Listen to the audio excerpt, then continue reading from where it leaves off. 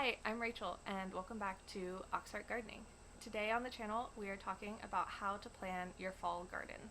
It's currently August 5th for me and I've already done a little bit of preliminary planning for my fall garden. End of July, beginning of August is about the time in most zones where you're going to want to start planning for your fall garden. If you think you might have to order seeds, potentially you'd want to plan a little further in advance. But for most of you, there's plenty of time to order seeds and make your plans and still have enough time to get your fall garden started and in the ground. So the first thing you want to think about when you're planning your fall garden is your first frost date.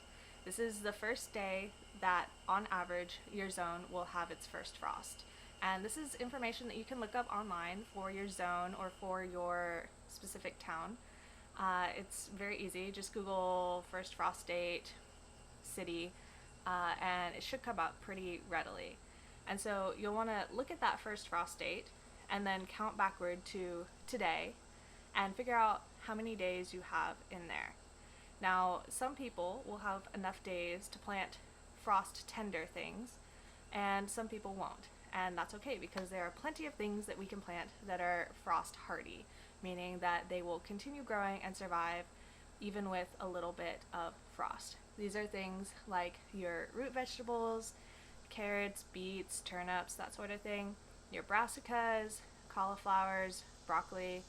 Also, you might be looking at leafy greens, such as lettuces, spinaches, kale, things like that are often very frost hardy and even sweeter after a little bit of frost actually. And then there are certain herbs that can survive the cold. Things like cilantro and parsley have done really well for me. And depending on your zone, some of these things may actually overwinter.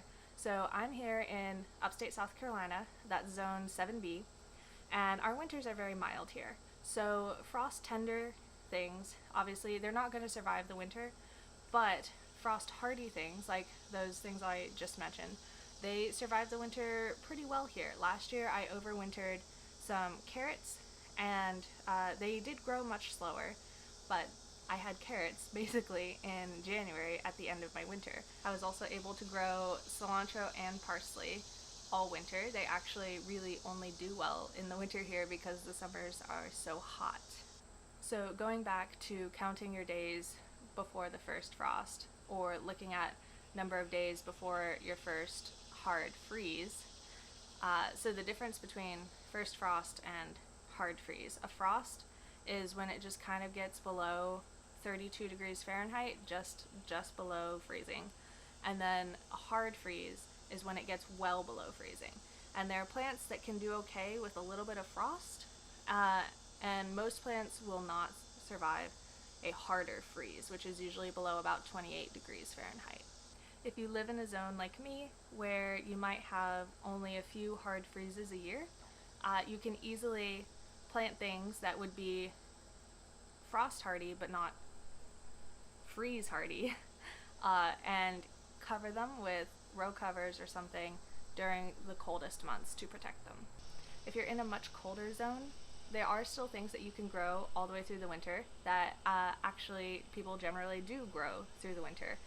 The two biggest ones that I can think of are garlic and onions. Garlic specifically is meant for growing over the winter. Most garlics, pretty much all garlics, really require a period of being very, very cold so that they can then make big bulbs when it comes into spring and summer. So most people will plant their garlic in the fall, right before it starts to really freeze. And this gives the garlic a little bit of time to establish a root system, and it'll go dormant when it gets very, very cold. And then when it wakes up in the spring, it has that programming, if you will. The garlic knows that it's been cold, so then it can go ahead and create its big bulb in the spring. With garlic specifically, you have to think about hardneck versus softneck depending on how cool it is in your area. Hardnecks will only do well if you live somewhere where it is well below freezing for at least 6 weeks during the winter. If you live in a zone that's warmer than that, then you'll want to plant only soft neck garlic. This is a mistake that I made this year. I planted a lot of hardneck garlic, and we only had like maybe a week of below freezing temperatures, and that wasn't even all at the same time. So my garlic didn't get that necessary signal to grow larger bulbs. Of course, they did grow. I do have some garlic, but a lot of my bulbs are itty bitty.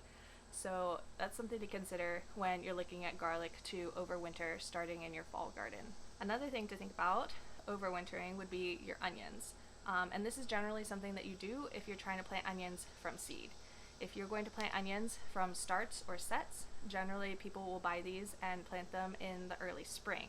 But if you wanted to start onions from seed, you can start that all the way in the fall, a little bit before you might plant your garlic. So while most things in the fall garden can be direct seeded, there are some things that you're going to want to start as seedlings inside ahead of time to put out so that you can have enough time for them to grow before you start getting into those hard freeze zones of your season. These things are going to be like bigger heading vegetables, so like cabbages, cauliflowers, broccoli, Brussels sprouts, that sort of thing. Most of the time you're going to need to start indoors so that they have enough time. If you live somewhere much warmer than me, much more south, a lot of times that's like Georgia and Texas and places like that, you can actually grow these things over the whole winter, and maybe in that case you don't have to start them from seed indoors. But I'm right at the level where if I was going to do that, I would need to start some things indoors now so that they have enough time before it actually does freeze. There are some things that you absolutely cannot start beforehand.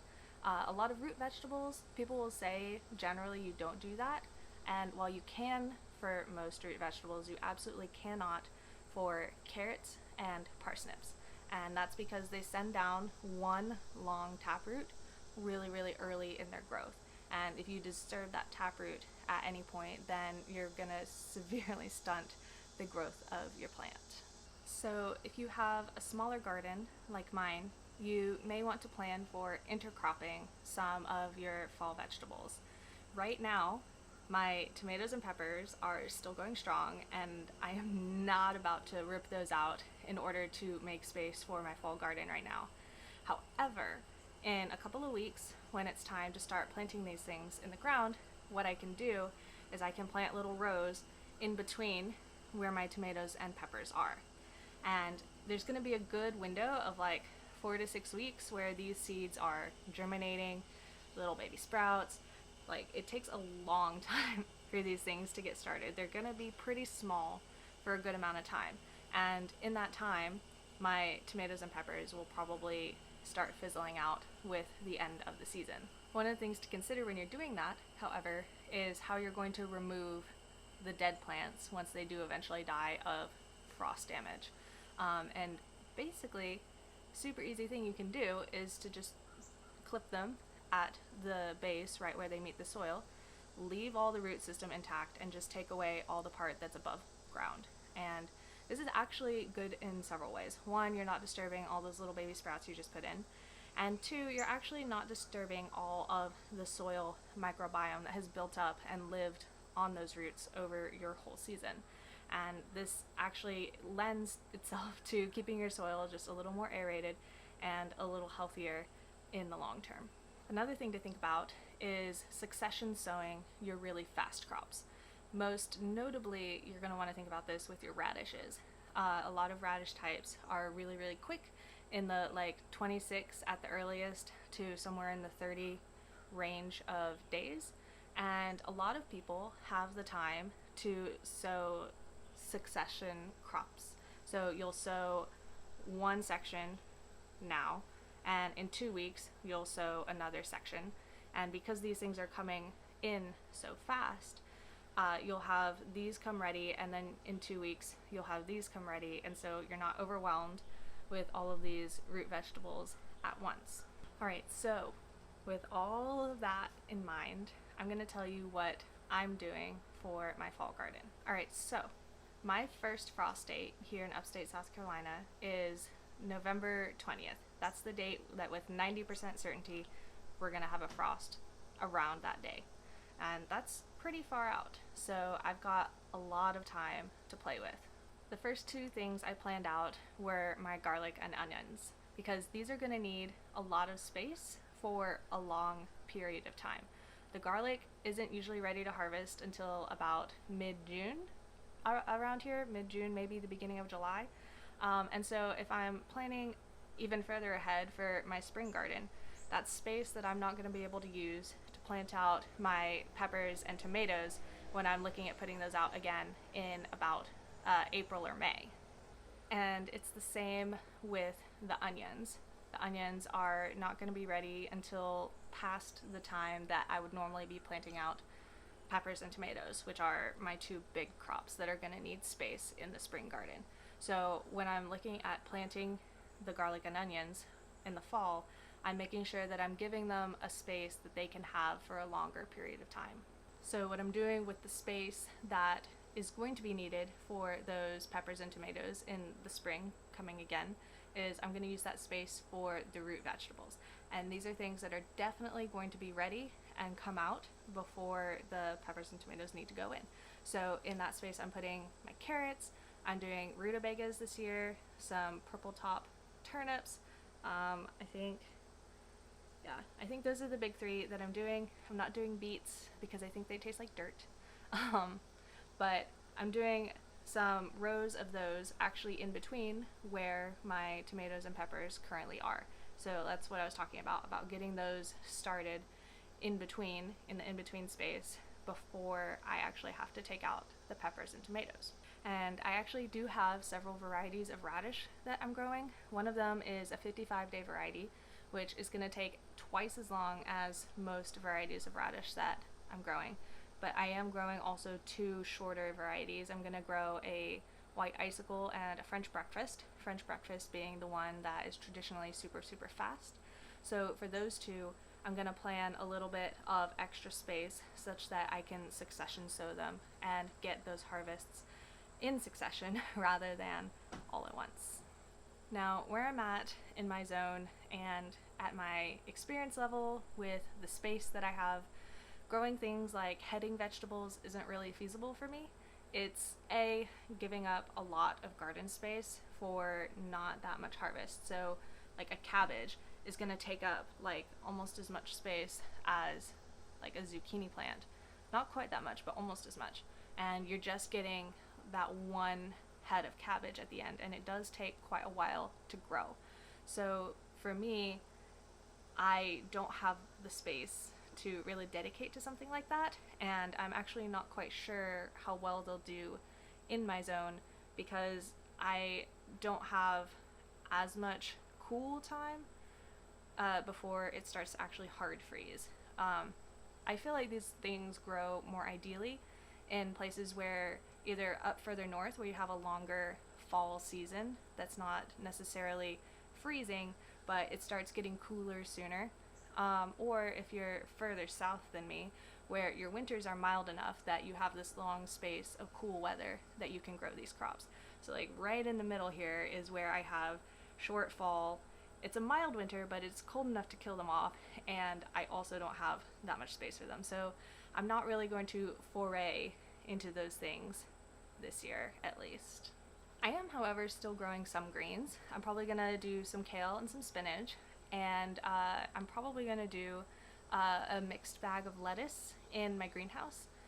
This is something that I saw on Roots and Refuge, where she basically took a bag of potting mix and laid it flat and cut out the top, and then planted a whole bunch of lettuce seeds in that, and was picking baby greens from that all winter long from her greenhouse. So that's something I'm gonna try this year. And also I'm probably gonna have some greens in containers that I can pull into the greenhouse if it ever does get just a little bit too cold for them. Although kale, I think specifically, will be super hardy for the types of winters that we have here, and I might be able to just leave it out the whole season. And lastly, I'm planning on my fall and winter herbs. Very specifically, I'm planning for my cilantro because it is impossible to grow cilantro here in the summer. And this year I made the mistake of A, trying that and finding out that it fails, and B, not saving any cilantro from my winter garden, which I had growing very prolifically. So this year I'm definitely planning on putting in a lot of cilantro to grow over the winter that I can pick fresh to use, but I will probably also pick a lot of extra and either dry it or freeze it for use during the summer, because cilantro is an absolute staple in my salsa recipe, which I have everything else fresh for now, but I don't have the cilantro. So I'm like still going to the store to buy cilantro to put in my garden fresh salsa, which is really frustrating. So this year I'm hoping to plan for that. Alrighty, so I know we just covered a lot of stuff, and if this is your first year gardening, it's probably a lot to wrap your head around and maybe a little overwhelming, especially given the fact that we are in the middle of the peak summer season, most of us, and the thought of planning another garden right now is a little crazy, but I promise if you get that done now, you will be so happy when it comes October, November, December, and you're getting those harvests in. Thank you guys so much for watching. I hope you found this super helpful. If you still have any questions about all of that, I know it was a lot, please do feel free to leave your questions in the comments below. I'll try to help you out as best as I can. Until next time, guys, I wish you all happy gardening.